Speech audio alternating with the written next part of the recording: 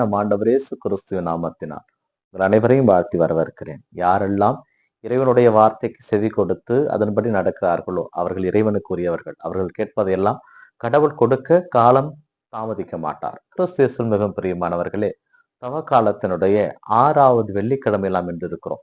இன்றைய வாசக சிந்தனையாக நமக்கு கொடுக்கப்பட்டிருப்பது முதல் வாசகமாக எரேமியா இறைவாக்கினருடைய புத்தகத்திலிருந்து நமக்கு செய்தி கொடுக்கப்பட்டிருக்கிறது. இதிலே எரேமியா இறைவாக்கினர் இறைவார்த்தை அறிவிப்பதனால் மக்கள் அனைவரும் அவருக்கு எதிராக கிளர்ந்தெழுகிறார்கள்.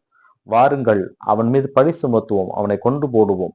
ஒரே திகிலாக இருக்கிறது என்று அவர் ஆண்டவரை நோக்கி ஜெபிக்கிறார். ஆண்டவரே, என் நண்பர்களுக்கு கூட நான் எப்போது வீழ்வேன் என்று காத்து கொண்டிருக்கிறான். ஆனால் நீர் வலிமை மிக்க வீரர், என்னை காப்பாற்றுவீர் என்ற நம்பிக்கையிலே நான் உன் சார்பாக நின்று கொண்டிருக்கிறேன். ஆனால் ஆண்டவரே, நீர் அவர்களை பழி வாங்குவதை நான் பார்க்க வேண்டும் என்று ஆண்டவரிடம் முறையிடுகிறார். கிறிஸ்து மிகவும் பிரியமானவர்களே, இறைவனுக்காக நாம் பணி செய்கின்ற பொழுது அவருடைய கட்டளைகளையும் நியமங்களையும் நாம் கடைபிடிக்கின்ற பொழுது நம் சார்பாக கடவுள் நிற்பார் என்பது எல்லளவு மையம் கிடையாது. அதனால் முடிந்தவரை கடவுளுடைய வார்த்தைக்கு செவி கொடுப்பதிலே நாம் கருத்துள்ளவர்களாக இருக்க முயற்சி செய்ய வேண்டும் என்று முதல் வாசகம் நமக்கு அழைப்பு விடுக்கிறது.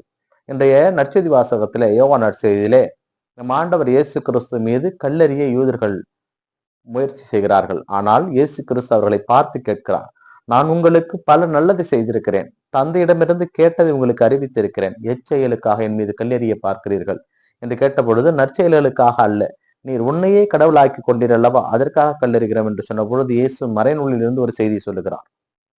நான் உங்களை தெய்வங்கள் என்றேன் என்று மறைநூலில் நீங்கள் வாசித்ததில்லையா என்று சொல்லுகின்ற பொழுது, இறை வார்த்தையை கேட்டு யாரெல்லாம் அதன்படி நடக்கிறார்களோ அவர்களெல்லாம் தெய்வங்கள் என்று இயேசு கிறிஸ்து இங்கே சொல்ல விரும்புகிறார். இறைவனுடைய வார்த்தையை கேட்டு இயேசு கிறிஸ்து அறிவிக்கின்ற பொழுது, தன்னை இறைமகன் என்று நான் அறிவித்தேன், ஆனால் நீங்கள் அதை கண்டுகொள்ளவில்லை.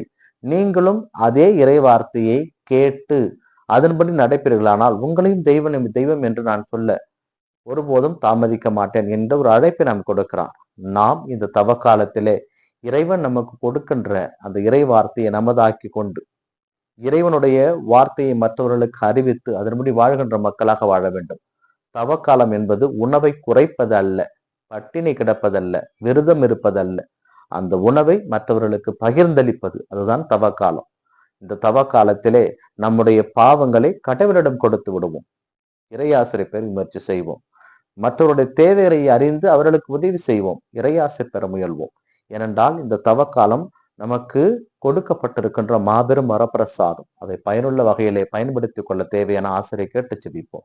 இந்த நாள் உங்களுக்கு இனிய நாளாகவே அமையட்டும். இறைவன் இயேசு என்றென்று வாழ்த்து பெறுவாராக. ஆமேன்.